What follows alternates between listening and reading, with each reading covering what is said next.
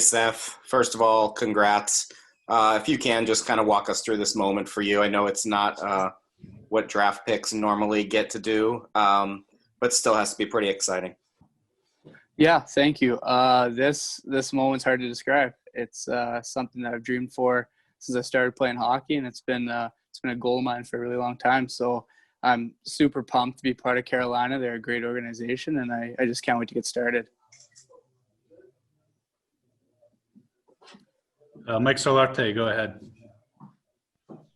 Thanks very much, Mike. Seth, congratulations. As you look at this Hurricanes organization, top to bottom, and the forwards that they have, how do you feel you slot in with guys that are not much older than you? This is a pretty young core, and the guys like Aho and Svechnikov and the like. I'm sure you're licking your chops to try to get on the ice with those guys as soon as possible. Yeah, there's some unreal players there.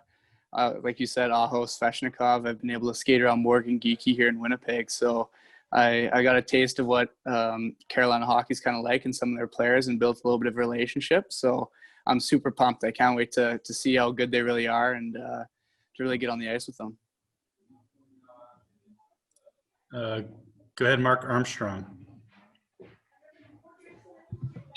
Seth, first of all, is that an Atlanta Falcons sticker behind you? Yeah, it is. I'm sorry about that.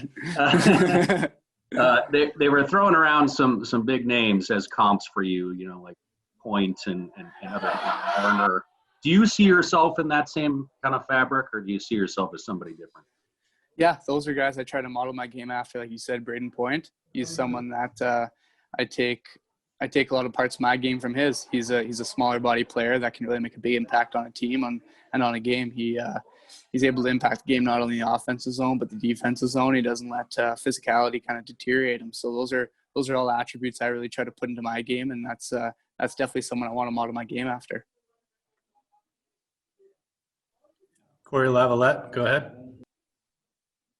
Seth, any indication at all that if you were available when Carolina was picking, that they might be the team to take you? Not really. No, it kind of came as a surprise. I definitely didn't really think it was going to happen, but since I'm over the moon that it did. This is a moment that I'll never forget. I'm just super happy to be part of such a good organization. Ryan Henkel. First off, congrats, Seth. Second off, we saw the FaceTime you had with Rod Brendamore. We heard about that. What does it mean to be playing for him? Yeah, he's awesome. I think you see all those pictures of him, how in shape he is and how he was back when he played, and you hear all these stories about him. And I think just being able to talk with him briefly, it was awesome. I can tell he likes to bring a lot of energy, and that's something that I love and something that I feed off of. So he's definitely going to be someone that I'm going to be really drawn to, and someone that I can learn a lot from. Go ahead, Scott Billick. Hey Seth, Scott Billick here, Winnipeg Sun. You're joining a team that already has Stelio Mateos, who you'll probably know, and obviously Morgan Geekie as well. What does that mean to you? I mean, a little bit of familiarity going down there into Carolina. Yeah, it's going to be awesome. As you said, a little bit of familiarity, just being able to know a couple guys and already have a couple relationships built with them. So it's going to make the transition a little bit easier, just going into training camp and stuff like that, knowing a few guys and having a few friendly faces. So it's going to be awesome. I think those are two guys that I've been able to skate with a little bit and start to build a relationship. So it's going to be great. If I could just ask a follow-up, who are you celebrating this with there at home today in Winnipeg?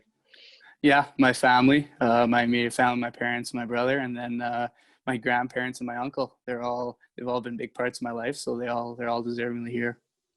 Thank you. Chip Alexander, go ahead.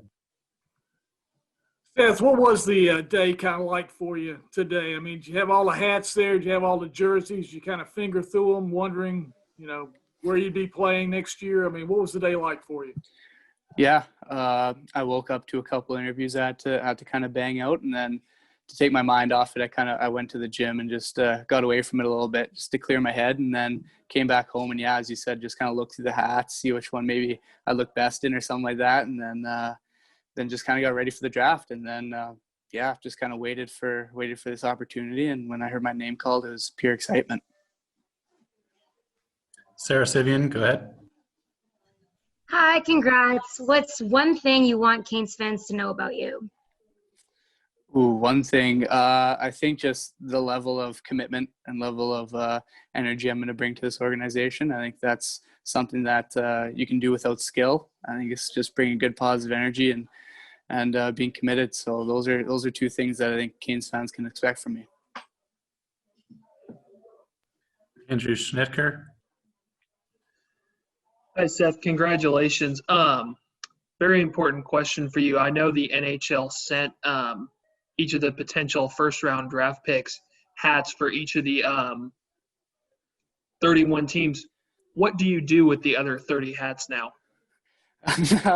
That's a good question. I think I'm sure a few of my buddies might like them. I think they have a few favorite teams, but other than that, yeah, I don't know. Maybe keep them as a little bit of motivation, or I don't know what, but I'll put them to good use for sure. Alyssa Ray, go ahead. It's been a whirlwind since you heard your name called, so you might not have had a chance to check, but have you heard from any of the Canes players, or what kind of reaction are you getting from the Canes fan base? Yeah, as you said, I haven't had quite enough time to check. I've seen some comments on my Instagram about welcoming me and just with open arms. I don't know if any players reached out, but I've definitely seen a few comments from the Canes Nation. Yeah. Go ahead, Hayes Permar. Seth, we noted the Falcon sticker in the background. I saw another interview of your room, and you had a Michigan pennant. And did I see a Duke pennant in the background in your room one place? Yeah, you did. Could you talk about how you became a Duke Blue Devils fan? Yeah, I don't know. There's a few people in my family that are big Blue Devil fans, so I think I'm a big fan of college basketball. So that's where they're probably most dominant is the NCAA tournament. So just watching that growing up and kind of just seeing them always win. I think when you're a little bit younger, you like the teams that are winning, and Duke was definitely doing that. And just I've stuck by them throughout, and I'm a big Blue Devil fan. That's going to disappoint Mike Sundheim. As a follow-up, do you know anything else about the state of North Carolina besides its prevalence in college basketball? Not a whole lot. No, I had a few people here tell me they got some great golf courses there, and I'm a golfer, so that'll be interesting. But other than that, I'm just excited to kind of get down there and check it out for myself. Thanks. Congrats. Thank you. We'll definitely be working on that Duke thing. Go ahead, Alyssa Ray. I forgot to lower my hand. Go ahead, Casey. Yeah, hi. You made so much progression out there last year, or I guess this last season, however you want to put it, out in Portland. Just between those 2 years where you made such a huge step, what was the biggest thing in your game that you kind of had to do to get you to this point? Yeah, a lot of it didn't come on the ice. It was in my head and mentally. I think I just played with a lot more confidence. I knew what I could do on the ice and knew what I had to do to help the team be successful. And I think just playing with confidence really elevated my game. I just wasn't afraid to go out there and make mistakes, and not afraid to try some new things. And I think when you start getting successful with it, I think momentum follows. You start riding that kind of wave of momentum, and good things start to happen. Sarah, did you have a follow-up? Corey, did you have a follow-up? So Seth, I got to ask, what's your favorite storm surge you've seen, and do you have any ideas? Ooh, I've seen a few good ones. I like the one, I'm not sure who the boxer was, but when they fought at center ice, that was funny. That was a good one. And then I've seen a couple with either bowling pins and stuff like that, but those look like a lot of fun and something I'd be definitely into.